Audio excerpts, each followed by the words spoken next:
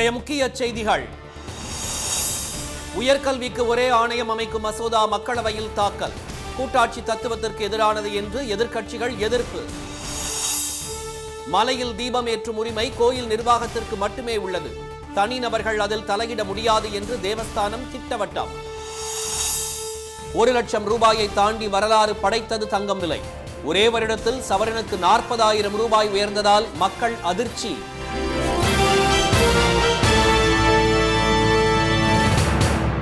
வணக்கம். வணக்கம்.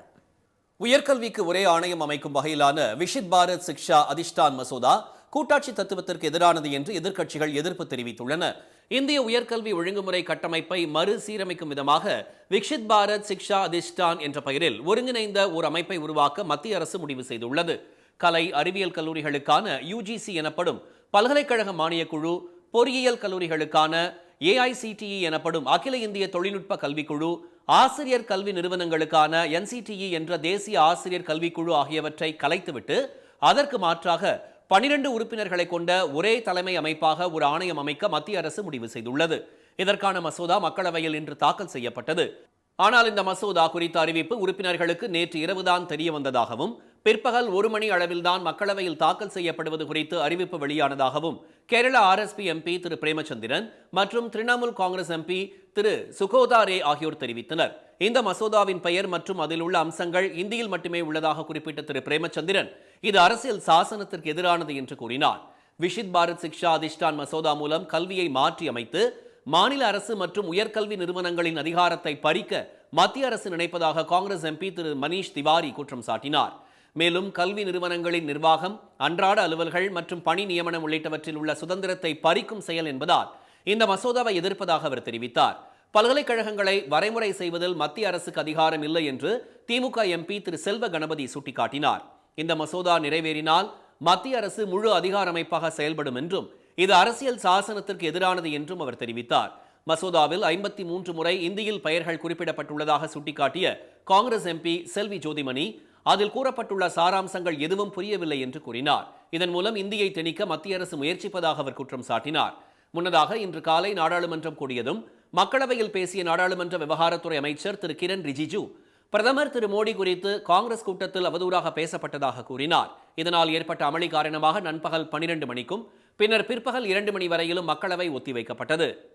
திருப்பரங்குன்றம் மலையில் தீபம் ஏற்றும் விவகாரத்தில் கோயில் நிர்வாகத்திற்கே முழு உரிமையும் அதிகாரமும் உள்ளதாக தேவஸ்தானம் தரப்பு உயர்நீதிமன்றத்தில் திட்டவட்டமாக தெரிவித்துள்ளது. திருப்பரங்குன்றம் மலை உச்சியில் உள்ள தூணில் தீபத்தை ஏற்ற வேண்டும் என தனி நீதிபதி திரு GR சுவாமிநாதன் உத்தரவை ரத்து செய்ய கோரி மாவட்ட ஆட்சியர் மற்றும் கோயில் செயல் அலுவலர் தாக்கல் செய்த மேல்முறையீட்டு மனுக்கள் நீதிபதிகள் திரு ஜெயச்சந்திரன், திரு ராமகிருஷ்ணன் ஆகியோர் முன்பு இன்று மீண்டும் விசாரணைக்கு வந்தன. அப்போது வாதிட்ட தேவஸ்தானம் தரப்பு வழக்கறிஞர் திரு ஸ்ரீதர் ராஜராகி தூணில் தீபம் ஏற்றும் விவகாரத்தில் கோயில் நிர்வாகத்திற்கே முழு உரிமையும் அதிகாரமும் உள்ளதாகவும் அதனை தனிநபர் நிறைவேற்ற முடியாது என்றும் கூறினார். கோவில் நிர்வாகத்தையோ தர்காவையோ எதிர் மனுதாரர்களாக மனுதாரர் சேர்க்கவே இல்லை என்றும் நீதிமன்றம்தான் தாமாக முன்வந்து தர்காவை சேர்த்தது என்றும் அவர் சுட்டிக்காட்டினார். தீபம் ஏற்றுவது தமிழ் கலாச்சாரத்தின் ஒரு பகுதி என தனி நீதிபதி தனது உத்தரவை குறிப்பிட்டுள்ளார். ஆனால் இது கோயில் கலாச்சாரத்தில் வரக்கூடிய நிகழ்வு என்றும் வீட்டில் தீபம் ஏற்றும் விவகாரம் அல்ல என்றும் அவர் தெரிவித்தார். 100 ஆண்டுகளுக்கு மேலாக உச்சிப்பிள்ளையார் கோயில் அருகில்தான் தீபம் ஏற்றப்பட்டு வருவதாகவும் ஆகம விதிப்படி நடைபெற்று வரும் இந்த கோவிலின் பழக்க வழக்கங்களை மாற்ற தனிநபருக்கு உரிமையில்லை என்றும் திரு ஸ்ரீதர் ராஜராகி கூறினார். கோயில் நிர்வாகத்தில் உயர்நீதிமன்றங்கள் நேரடியாக தலையிட முடியாது என உச்சநீதிமன்றம் கடந்த 2021ஆம் ஆண்டு தீர்ப்பில் தெளிவாக கூறியுள்ளதாக அவர் சுட்டிக்காட்டினார். ஆனால் இந்த உத்தரவுகளை எல்லாம் தனி நீதிபதி கருத்தில் கொள்ளாமல் 10 நாட்களில் உத்தரவு பிறப்பித்துள்ளதாக திரு ஸ்ரீதர் ராஜராகி தெரிவித்தார். ஆகம விதிப்படி மலை உச்சியில் தீபம் ஏற்றப்பட்டுள்ளது என்பதை மனுதாரர் நிரூபிக்கவில்லை என்று அவர் கூறினார். அடுத்து வாதிட்ட இந்து அறநிலையத்துறை தரப்பு வழக்கறிஞர் திரு ஜோதி தீபம் ஏற்ற வேண்டும் என தனி நீதிபதி உத்தரவு பிறப்பித்த தூண்கள் போன்று நாகமலை, பசுமலை, திருப்பரங்குன்றம், அழகர்மலை, சித்தர்மலை, சமணர்மலை என மதுரையின் 4 புறமும் உள்ள மலைகளிலும் உள்ளதாக கூறி அதற்கான புகைப்பட ஆவணங்களையும் நீதிபதியிடம் சமர்ப்பித்தார். 1947ஆம் ஆண்டு ஆகஸ்ட் 15க்கு பின் என்ன வழிபாட்டு முறைகள் இருந்ததோ அதே முறைதான் நீடிக்க வேண்டும் என்றும் அதில் யாரும் தலையிடக்கூடாது என்றும் வழிபாட்டு சட்டத்தில் உள்ளதாக திரு ஜோதி தெரிவித்தார். இதுபோன்ற மனுக்களை விசாரித்து எந்த உத்தரவும் பிறப்பிக்க கூடாது என உச்சநீதிமன்றம் ஏற்கனவே உத்தரவு பிறப்பித்துள்ளதால் திரு ராம ரவிக்குமாரின் மனு விசாரணைக்கே உகந்ததல்ல என அவர் சுட்டிக்காட்டினார். சன்னதிக்கு மேலே சுவாமிக்கு பின்பக்கம் கார்த்திகை தீபம் ஏற்றப்படுவதாகவும் பாரம்பரிய நடைமுறையாக ஆகம விதிப்படி நடைபெறும் இந்த நிகழ்ச்சியில் குழப்பத்தை ஏற்படுத்த மனுதாரர் மனு செய்துள்ளதாகவும் அவருக்கு சாதகமாக தீர்ப்பு வழங்கப்பட்டுள்ளதாகவும் திரு ஜோதி கூறினார். பின்னர் வாதிட்ட சிக்கந்தர் தர்கா தரப்பு வழக்கறிஞர் திரு மோகன் தனி நீதிபதி கால அவகாசம் எதுவும் வழங்காமல் பதில் மனு தாக்கல் செய்ய உத்தரவிட்டதுடன் அவசரமாக வழக்கை விசாரித்ததாக கூறினார். இறுதி நாள் விசாரணையின் போது வீடியோ கான்பரன்சிங்கில் வாதத்தை தாம் முன்வைத்த போது தமது வீடியோ கான்பரன்ஸை கட் செய்து விட்டதாகவும் அவரது விசாரணையில் வெளிப்படைத்தன்மை இல்லை என்றும் அவர் கூறினார். தனி நீதிபதி பிறப்பித்த உத்தரவில் மத நல்லிணக்கம், அமைதி, சட்டம் ஒழுங்கு என எதுவுமே கவனிக்கப்படவில்லை என்றும் அவர் கூறினார். மலை உச்சி தர்கா அருகில் உள்ளது சர்வேக்கல், சமணர் தூண் என பல வேறுபாடுகள் இருந்தாலும் அது தீபத்தூண் இல்லை என்று திரு ராமன் கூறினார். சிக்கந்தர் தர்காவில் அடிப்படை தேவைகளுக்கு மனு கொடுத்த போது உரிமையியல் நீதிமன்றத்தை நாட உத்தரவு பிறப்பித்த உயர்நீதிமன்றம் திரு ராம ரவிக்குமாரின் மனுவின் மீது மட்டும் அவசரமாக உத்தரவு பிறப்பித்தது இரட்டை நிலை என்று அவர் கூறினார். வழக்கு விசாரணை நாளைக்கு ஒத்திவைக்கப்பட்டுள்ளது. தங்கம் விலை சவரன் 1 லட்சம் ரூபாயை தாண்டி வரலாறு காணாத புதிய உச்சத்தை எட்டியுள்ளது. சேமிப்பு, முதலீடு, அந்தஸ்து, பாரம்பரியம் என பல்வேறு அடையாளங்களை கொண்ட தங்கத்தை வாங்குவதில் இந்தியர்கள் பெரும் ஆர்வம் காட்டுகின்றனர். இதனால் உலக அளவில் தங்கத்தை அதிகம் இறக்குமதி செய்யும் நாடுகளில் இந்தியா முக்கிய இடத்தில் உள்ளது. இந்த ஆண்டு ஜனவரி மாதம் தங்கம் விலை சவரனுக்கு 60,000 ரூபாயையும் ஏப்ரலில் 70,000ஐயும் கடந்தது. இதையடுத்து செப்டம்பர் மாதம் 80,000 ரூபாயையும் அக்டோபரில் 90,000 ரூபாயையும் தாண்டியது. இந்நிலையில் சென்னையில் இன்று ஆபரண தங்கம் விலை இன்று ஒரே நாளில் 1,160 ரூபாய் உயர்ந்து ஒரு சவரன் 1,120,000 ரூபாயாகவும் ஒரு கிராம் 12,515 ரூபாயாகவும் உள்ளது. வெள்ளி விலை கிராமுக்கு 5 ரூபாய் அதிகரித்து ஒரு கிராம் 215 ரூபாயாக உள்ளது. தை மாதம் நெருங்கும் நிலையில் திருமணத்திற்காக தங்கம் வாங்க காத்திருந்த நடுத்தர மக்களை ராக்கெட் போல் உயரும் தங்கம் விலை பெரும் அதிர்ச்சியில் ஆழ்த்தியுள்ளது. இப்போ ஒரு கல்யாண பொண்ணுக்கு ஒரு நகை எடுக்கணும்னு சொன்னீங்கன்னா ஒரு 10 பவுன் எடுக்கக்கூடிய சூழ்நிலை இருக்கிறவங்க 3 பவுன் தான் எடுக்கக்கூடிய சூழ்நிலை வருது. காரணம் என்னன்னு கேட்டிங்கன்னா 1 லட்சம் ரூபாயை தாண்டிருச்சு.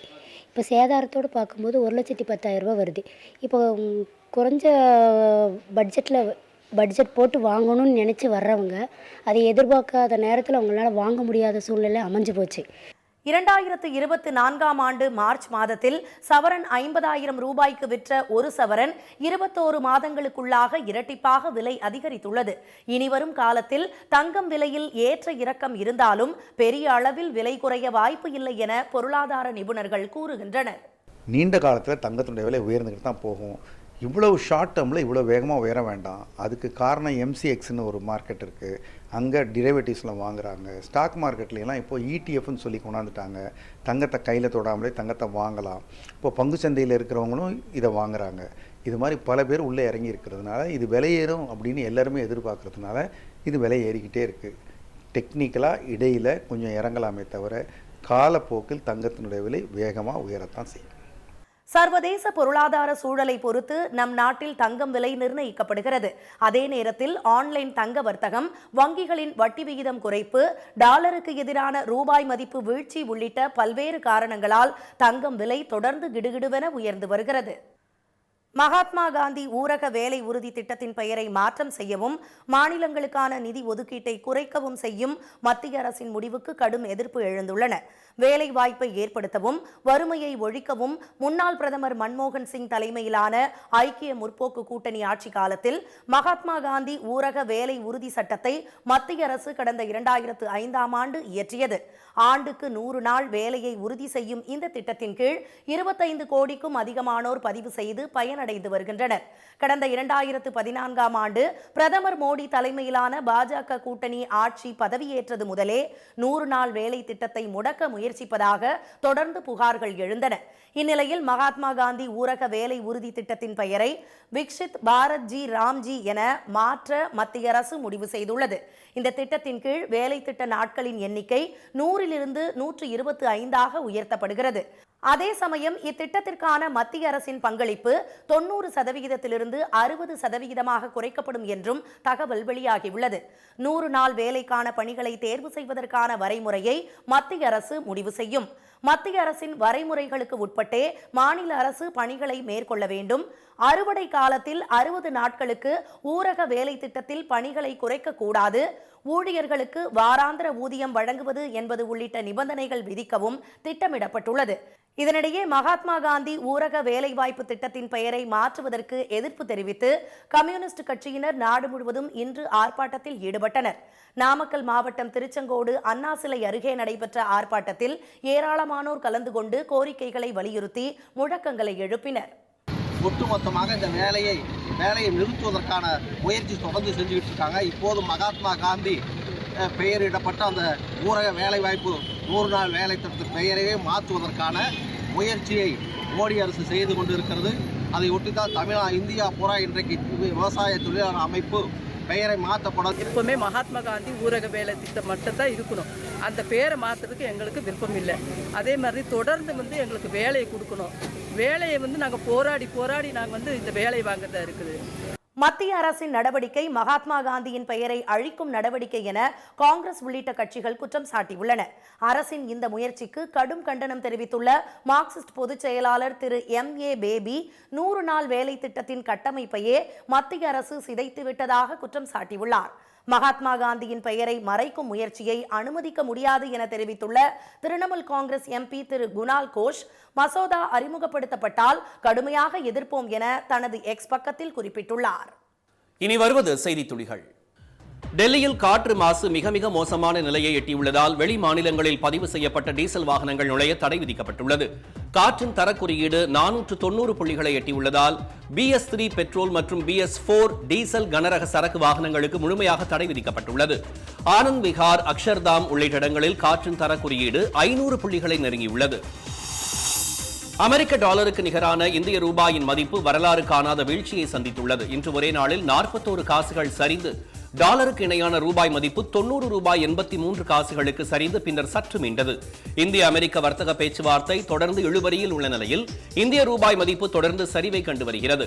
டாலருக்கு இணையான ரூபாய் மதிப்பு தற்போது 26 காசுகள் சரிந்து 90 ரூபாய் 68 காசுகளாக உள்ளது. பாமகவுக்காக திரு அன்புமணி ராமதாஸ் எத்தனை முறை சிறைக்கு சென்றுள்ளார் என திரு GK மணி கேள்வி எழுப்பியுள்ளார்.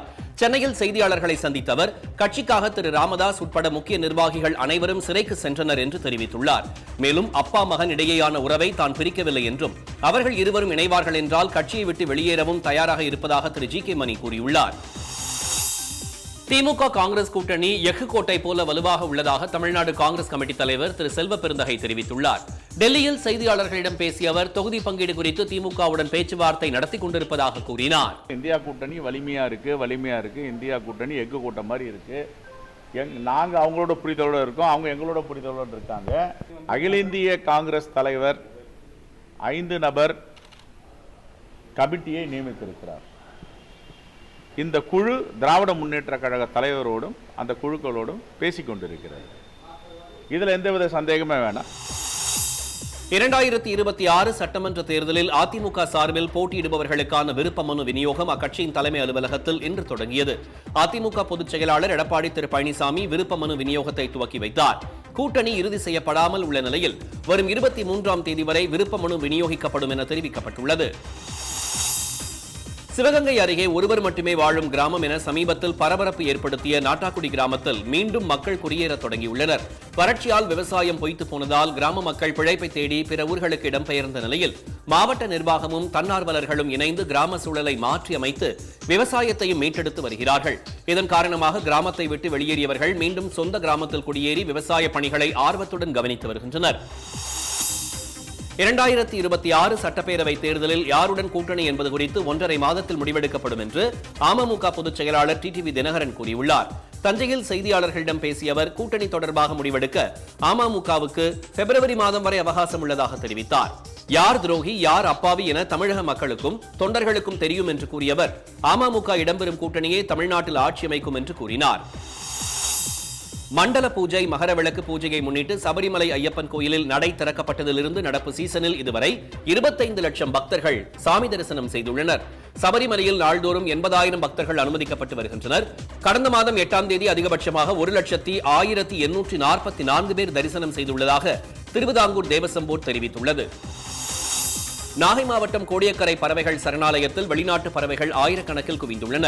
கூட்டம் கூட்டமாக வலசை வந்துள்ள பிளமிங்கோ உள்ளிட்ட வெளிநாட்டு பறவைகள் கோடியக்கரைக்கு வரும் பார்வையாளர்களின் கண்களுக்கு விருந்தாக அமைந்துள்ளன. சதுப்பு நில காடுகள் மற்றும் குறைவான ஆழம் கொண்ட நீர்நிலைகளால் பறவைகள் வந்து செல்வதற்குரிய ஏற்ற சூழல் கோடியக்கரையில் நிலவுவதால் ரஷ்யா, இலங்கை, ஈரான் உள்ளிட்ட நாடுகளில் இருந்து பெலிகன், ஸ்பூன்பீல், பிளமிங்கோ உள்ளிட்ட பறவைகள் குவிந்துள்ளன. இன்றைய வர்த்தக முடிவில் மும்பை பங்குச்சந்தை குறியீட்டு எண் சென்செக்ஸ் 54 புள்ளிகள் குறைந்து 85,213 புள்ளிகளாக இருந்தது. தேசிய பங்குச்சந்தை குறியீட்டு எண் நிப்டி 20 புள்ளிகள் குறைந்து 26,027 புள்ளிகளாக நிறைவடைந்தது.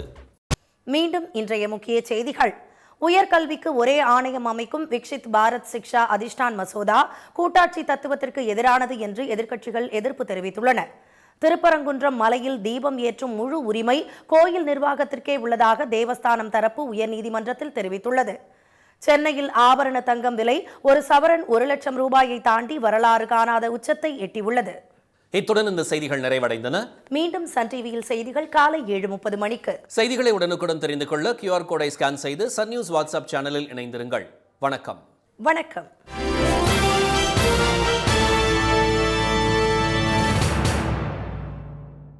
உடனுக்குடன் செய்திகளை தெரிந்து கொள்ள சன் நியூஸ் பெல் ஐகானை கிளிக் பண்ணுங்க.